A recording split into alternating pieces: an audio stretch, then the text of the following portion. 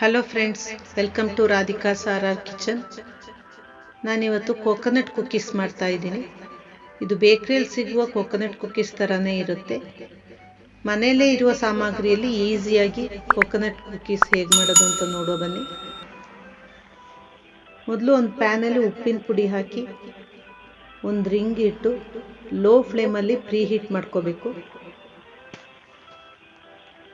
ನಂತರ ಒಂದು ಮಿಕ್ಸಿಂಗ್ ಬೌಲ್ಗೆ ಅರ್ಧ ಕಪ್ ಸಕ್ಕರೆ ಪುಡಿ, ಅರ್ಧ ಕಪ್ ತುಪ್ಪ ಹಾಕೋಬೇಕು.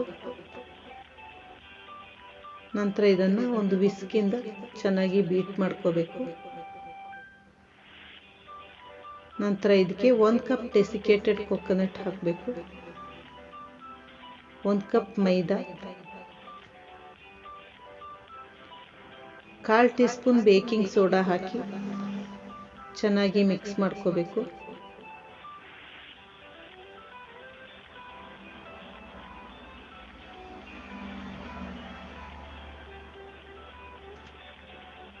ನಂತರ ಇದಕ್ಕೆ ಸ್ವಲ್ಪ ಸ್ವಲ್ಪನೇ ಹಾಲು ಹಾಕಿ ಚೆನ್ನಾಗಿ ಮಿಕ್ಸ್ ಮಾಡ್ಕೊಳ್ಳಿ. ಇದನ್ನು ಚಪಾತಿ ಹಿಟ್ಟಿನ ಅದಕ್ಕೆ ಕಲಿಸ್ಕೊಳ್ಳಿ.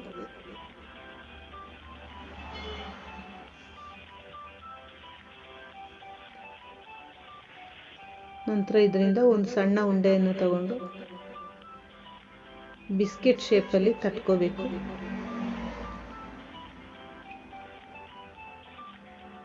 ಇದನ್ನು ಡೆಸಿಕೇಟೆಡ್ ಕೋಕೋನಟ್ ಎಲ್ಲ ಹಾಕಿ ಕೋಟ್ ಮಾಡ್ಕೊಳ್ಳಿ.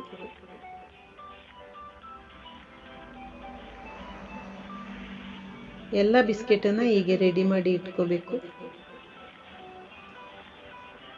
ನಂತರ ಒಂದು ಪ್ಲೇಟ್ಗೆ ತುಪ್ಪ ಸವರಿ ಮೈದಾದಿಂದ ಡಸ್ಟ್ ಮಾಡ್ಕೋಬೇಕು, ಅಥವಾ ಬಟರ್ ಪೇಪರ್ ಅನ್ನು ಯೂಸ್ ಮಾಡ್ಕೋಬಹುದು.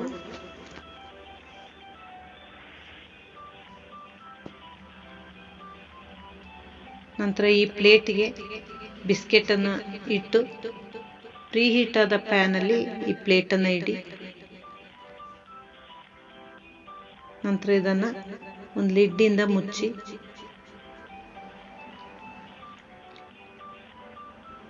ಈ ಲಿಡ್ ಅಲ್ಲಿರುವ ಸಣ್ಣ ಹೋಲ್ಗೆ ಒಂದು ಪೇಪರ್ ಅನ್ನು ಹಾಕಿ ನಂತರ ಇದನ್ನ ಲೋ ಟು ಮೀಡಿಯಂ ಫ್ಲೇಮ್ ಅಲ್ಲಿ 30 ನಿಮಿಷ ಬೇಕ್ ಮಾಡ್ಕೋಬೇಕು.